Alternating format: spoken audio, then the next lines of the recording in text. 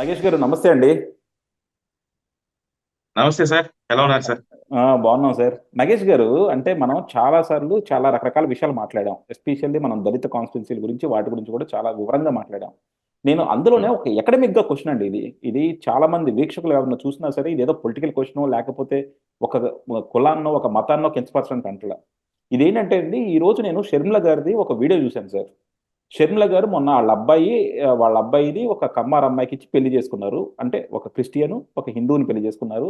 అలాగే ఒక రెడ్డి ఒక కమ్మర్ని పెళ్లి చేసుకున్నారు. మామూలుగా చూస్తే నేను నిజంగా ఇదేమనుకుంటామంటే చాలా మంచి పని అనుకుంటాం. ఎందుకంటే జగన్మోహన్ రెడ్డి గారు రెడ్లందరూ కమ్మాళ్ళకి వ్యతిరేకమని, కమ్మారంతా రెడ్లకు వ్యతిరేకం అని చెప్పి ఒక పెద్ద ఎజెండాని సెట్ చేశారనమాట.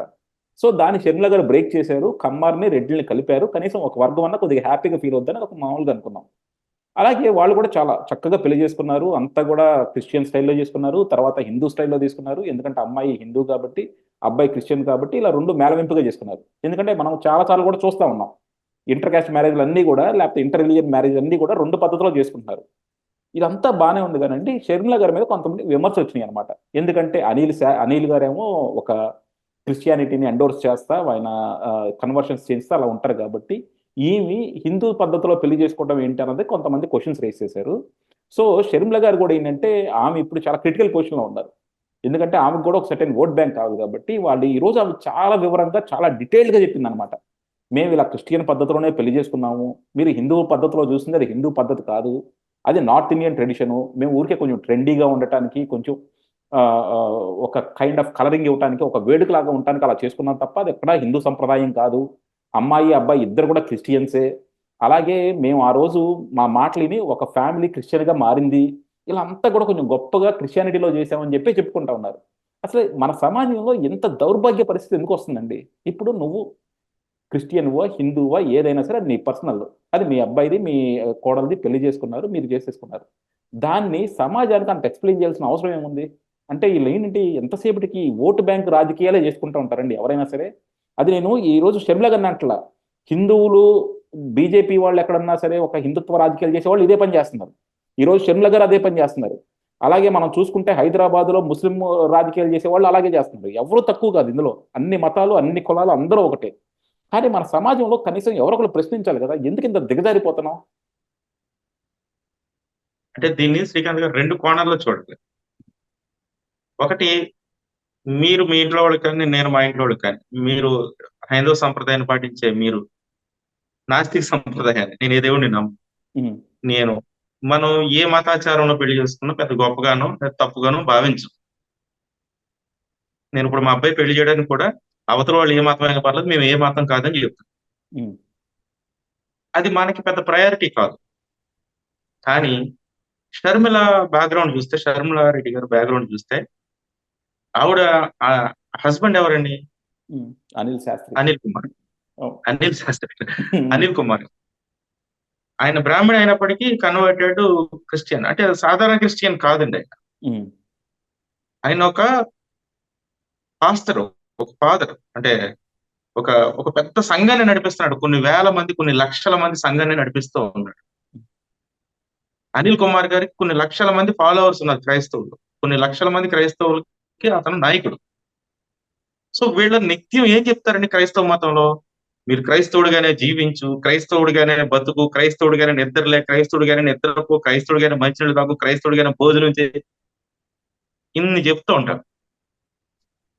అంటే ఇంత కఠోరమైనటువంటి మాటలు చెప్పే ఒక క్రైస్తవ పాస్టర్ భార్య ఈవిడ. మరి వీళ్ళు హిందూ పెళ్లి చేసుకున్నారంటే వీళ్ళ హస్బెండ్ గాని, వీళ్ళ ఫ్యామిలీని గాని ఫాలోవర్స్ అందరికి నొప్పి కలుగుద్ది కదా! అంటే మీరు మాత్రం హిందూ సంప్రదాయం పెళ్లి చేసుకుంటారా? మమ్మల్ని మాత్రం జీసస్‌ని, యేసుప్రభుని, బైబిల్‌ని ఫాలో అవ్వమంటారని ప్రశ్నొస్తది. ఆ ప్రశ్నకు ఒక సమాధానంగా ఆవిడ అంత డీటెయిల్డ్ క్లారిఫికేషన్ ఇచ్చుండాలి ఒకటి.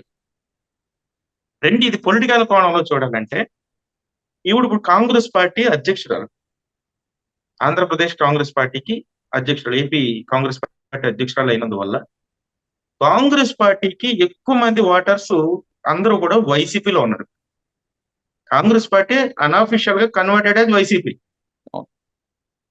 సో ఇప్పుడు వైసీపీలో ఉన్న ఓటర్లందరినీ రాబట్టాలంటే కాంగ్రెస్ పార్టీ దగ్గర అంత దమ్ము లేదు.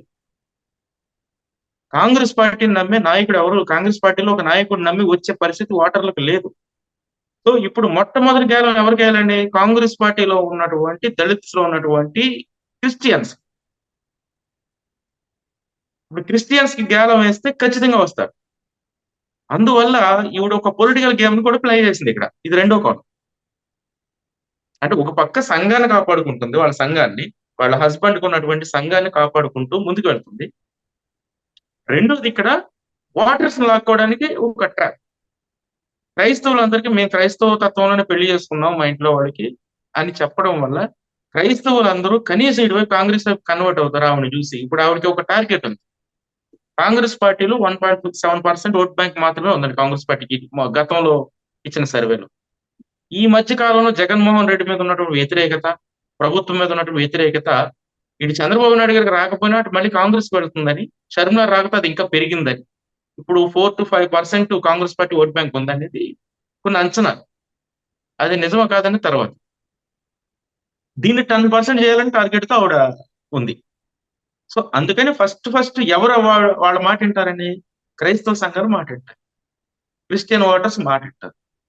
అందుకని ఇంత డీటెయిల్డ్ ఎక్స్ప్లెనేషన్ ఇచ్చి అటు ఫ్యామిలీ పరంగా ఇటు పొలిటికల్ గా 1 షాట్ ఫర్ 2 బర్డ్స్ అన్నట్టుగా షర్మిల రెడ్డి గారు అంత ఎక్స్ప్లెనేషన్ ఇచ్చారనేది నా అభిప్రాయం. అంటే ఇప్పుడు బేసిక్గా ఆమె ఇచ్చినా సార్, ఇప్పుడు మీరు చూసి విన్నారు ఇందాకే ఆమె కాంగ్రెస్ పార్టీలో ఉందని. కాంగ్రెస్ని స్వతహాగా తీసుకుంటే మన అందరం కాంగ్రెస్ అభిమానించేది ఎందుకండి అంటే, ఒకప్పుడు కమ్యూనిస్టు భావజాలం ఉన్న వాళ్ళు అందరం కూడా, కమ్యూనిస్టు భావజాలం ఉన్న వాళ్ళందరూ కూడా ఈ రోజు బీజేపీ చేస్తున్న విపరీత పోకడలను తీసుకొని ఇప్పుడు ఏం చేస్తున్నాం, స్లోగా మనం కాంగ్రెస్ని సపోర్ట్ చేస్తున్నాం. ఎందుకు? అవునండి. కాంగ్రెస్ అన్ని మతాలని అన్ని కులాలని గౌరవిస్తుంది కాబట్టి. మరి కాంగ్రెస్ పార్టీలోకి వెళ్ళి ఇవి సెక్యులర్ మైండ్ సెట్ని ఇంప్రూవ్ చేసుకోవాలా, లేకపోతే ఇంకా బీజేపీ లాగే వీళ్ళు కూడా మత రాజకీయాలు చేసుకుంటూ కూర్చోవాలో చెప్పండి. అప్పుడు బీజేపీకి వీళ్ళకి తేడా ఏముంది? బీజేపీ క్రిస్టియానిటీ పట్టుకుంటే, బీజేపీ హిందుత్వం పట్టుకుంటే ఈ క్రిస్టియానిటీ పట్టుకుంటుంది అనుకుంటాం కదా. వీళ్ళకి ఇప్పుడు బేసిక్గా కావాల్సింది ఏంటండి? Christian oats. ఇప్పుడు చూసుకుంటే సారీ, ముస్లిం ఓట్లు మనం చూసుకుంటే మన ఆంధ్రాలో పరిస్థితి ఏంటి సార్? తెలుగుదేశం అయినా జనసేన అయినా సరే అన్అఫీషియల్గా బీజేపీతో పొత్తులో ఉన్నట్టు, వైఎస్ఆర్సీపీ అవును. కూడా తెర వెనుక బీజేపీతో పొత్తులో ఉన్నట్టు. ఇప్పుడు ముస్లిం అనేవాడు ఎవడు కొట్టేయాలి సార్? ఎవడు కొట్టేసాడు వాడు? బీజేపీతో ఉన్న ఈ కాంగ్రెస్ 3 పార్టీలకి ఓట్లు వేయరు కదా, కాంగ్రెస్కే ఓట్లు వేయాలి. సో అండ్ మీరు అన్నట్టు ఏంటంటే ఈ క్రిస్టియన్స్ కంపల్సరీ ఎంత లేదనుకున్నా సరే ఈ రోజు ఎవరైనా ఎవరికి వేస్తారు సార్? ఎవరైతే గెలవగలుగుతారో వాళ్ళకే ఓట్లు వేస్తారు. సో క్రిస్టియన్స్ నిజంగా చంద్రబాబు జనసేన వద్దనుకుంటే వాళ్ళు వైఎస్ఆర్సీపీతోనే ఉంటారు. మేబీ అంటే మన అనిల్ గారి రాజకీయం ఏదైనా ఫలించి కొంతమందిని ఇటు తిప్పితే తిప్పచ్చేమో కానీ కొంచెం మెజారిటీ మాత్రం అట్టే ఉంటారేమో కదా. సో వీళ్ళు వాళ్ళని అట్రాక్ట్ చేసుకుంటానే మిగతా వర్గాలు కూడా అట్రాక్ట్ చేసుకోవాలి కదా. ఈ రోజు ఈ స్పీచ్ని వీళ్ళు క్రిస్టియన్ ఓట్ల కోసం ఎంత కష్టపడుతున్నప్పుడు హిందువులో మేము ఎందుకు ఓట్లు వేయాలనుకుంటే షర్మిలకి? ఇప్పుడు మరి చాలా క్రిటికల్ క్వశ్చన్ మెజారిటీ ఉన్న శ్రీకాంత్ గారు. హిందువులు దూరం అయిపోతారు కదండి. ఇప్పుడు మైనారిటీ క్రిస్టియన్స్ చాలా అంతేనా? మైనారిటీనే ఎంత కాదనుకున్నా. చాలా మంచి ప్రశ్న శ్రీకాంత్ గారు. అయితే ఇప్పుడున్న పరిస్థితుల్లో మీరు అన్నట్లుగా ఒకప్పుడు మనంతా ఈ కాంగ్రెస్ పార్టీ ఏం చేయట్లేదురా బాబు అనుకున్నాం మనం. బీజేపీ వచ్చిన తర్వాత కాంగ్రెస్ పార్టీ కూడా బెటర్ రా బాబు అనుకున్న పరిస్థితికి వచ్చాం. అవును, రాహుల్ ఈ గాంధీ ఎప్పుడు పరిస్థితుల్లో ప్రధానమంత్రి దేశవ్యాప్తంగా అవుతారని ఉన్నటువంటి ఎదురు చూస్తాం. దేశవ్యాప్తంగా ఉన్నటువంటి సెక్యులరిస్టులు కానీ, లేదు మతాన్ని నమ్మే మంచి వాళ్ళు, అంటే మతోన్మాదులు కాకుండా, అంటే మంచి వాళ్ళ మీన్స్ ఉన్మాదంలో మాలాంటి ఒక సాధారణ మతాన్ని, మనుషులు.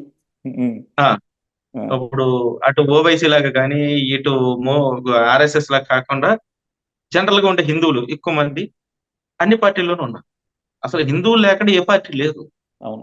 కానీ బీజేపీ మాత్రం కొంతమంది ట్రాప్ చేసి తమ వైపు తిప్పుకొని అసలు హిందువుల పార్టీ అని చెప్పి ప్రమోట్ చేసుకుంటూ ఏదో ముందుకెళ్తుంది. ఇది మనకి చాలా ఇబ్బందిగా మారింది. ఎవరికి? భారతదేశం చాలా ప్రశాంతంగా ఉండాలనుకునే వాళ్ళకి చాలా ఇబ్బందిగా మారింది. ఎందుకంటే మణిపూర్ లో సంఘటన చూసాం, పుల్వామా దాడి చూసాం. పుల్వామా దాడి తర్వాత ఇప్పటివరకు ఒక్కడిని కూడా పట్టుకోలేదండి ఆ దాడిలో. ఆ మోడీ హిందుత్వ ముసుగులో గతంలో ఎలాగ ఉంది ఇప్పుడు అలాగే ఉంది. దేశానికి రక్షకుడు రక్షకుడు అంటున్నారు కానీ అంతకుముందు కూడా కాంగ్రెస్ పార్టీ హయాంలో కూడా మన పాకిస్తాన్ లో యుద్ధం చేసి గెలిచాం, చైనాతో యుద్ధం చేసి గెలిచాం, ఉమ్, రష్యా అమెరికాతో పోల్చుకునే మనం ఇప్పుడు ఆఫ్ఘనిస్తాన్, పాకిస్తాన్, బంగ్లాదేశ్ బంగ్లాదేశ్. ఇలాంటి కొంచెం అవును. బంగ్లాదేశ్ ఇలాంటి దారుణమైన దేశాలతో పోల్చుకునే స్థాయికి మనం దిగజారిపోయాం. సరే ఈ బాధలో మనం ఏం చేస్తున్నామంటే, సరే కాంగ్రెస్ బెటర్ అనుకుంటున్నాం చాలా మంది. ఇలాంటి తరుణంలో ఆంధ్రప్రదేశ్ లో షర్మిల గారు ఇలాంటి క్రైస్తవ బేస్డ్ స్టేట్మెంట్స్ ఇవ్వడం తప్పు. ఎందుకంటే సెక్యులర్ పార్టీలో సెక్యులర్ గానే ఉండాలి అధ్యక్షురాలు. ఇప్పుడు మీ మతం మీకు ఉంటుంది, నా మతం నాకు ఉంటుంది సార్. ఉమ్, మీరు మతాన్ని నమ్మొచ్చు, నేను మతాన్ని నమ్మకపోవచ్చు. అయితే ఒక నడవడిక అయితే ఉంటది కదా. కానీ రాజకీయ పార్టీలు సెక్యులర్ గా ఉండాలని కోరుకోవడం మన ధర్మం. ఎందుకంటే అవును. ఒక దేశం కానీ, ఒక పాలన కానీ, ఒక ఊరు కానీ, ఏ ఒక్క ఊరు ఇంకో మతం లేకుండా ఉండదు సార్. అసలు ఎందుకండి మనందరం ఇంత గొప్పగా చెప్పుకుంటాం కదా కాన్స్టిట్యూషన్ అని. మన అవునండి, కాన్స్టిట్యూషన్ చెప్తుంది కదా మనం సెక్యులర్ అని. అవునండి, అవును. సో అంటే ఇప్పుడు ఇప్పుడు శర్మిల గారు నాకు తెలిసి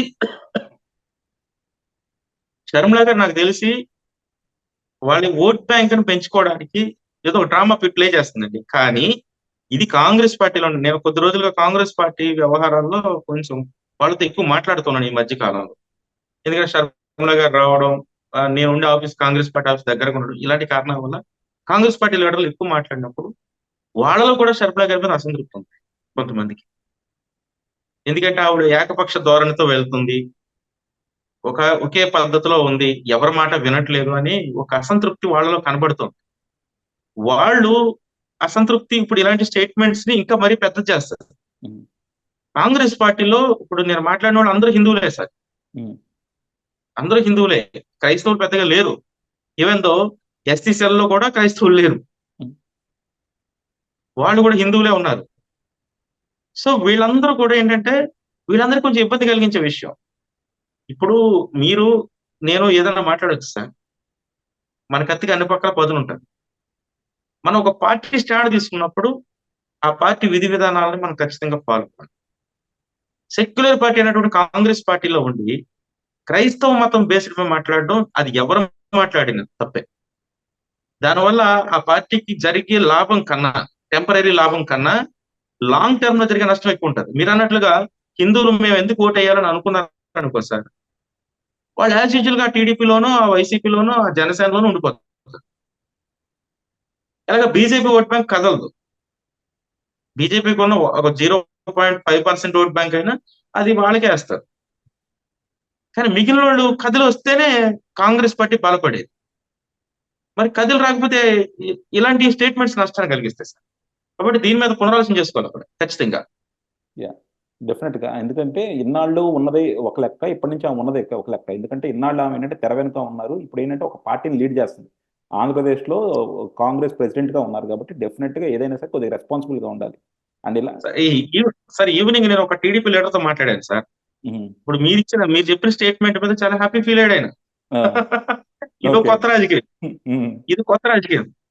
ఏంటి సార్ అట్లా మాట్లాడిందంటే, అంటే ఆ, నేను దీని మీద ఫీడ్బ్యాక్ కోసం వేరే ఆయనతో మాట్లాడితే అక్కడ టీడీపీ ఆయన ఉన్నాడు. ఆయన అన్నాడు, సోదరా మాకు చాలా లాభం అని. ఇప్పుడు వాళ్ళకి జగన్మోహన్ లాభమే. రెడ్డి క్రైస్తవులందరూ కాంగ్రెస్ పార్టీకి పోతే టీడీపీ ఈజీగా గెలుస్తుంది. అవును. ఉమ్, అది కాంగ్రెస్ తెలుగుదేశం వాళ్ళ లెక్కలో అది కరెక్టే. తెలుగుదేశం లెక్కలో అది 100% కరెక్ట్ అనిపించిందండి. అయితే ఏంటంటే సెక్యులర్ కంట్రీలో మతానికి దూరంగా ఉండదు సార్. అది ఎంఐఎం అయినా, బీజేపీ అయినా, ఈ రోజు షర్మిల గారు మాట్లాడిన మాటలైనా సరే, వాట్ ఎవర్ మేబీ ఎవరైనా సరే, మన దేశం సర్వ మతాల కలయిక సార్.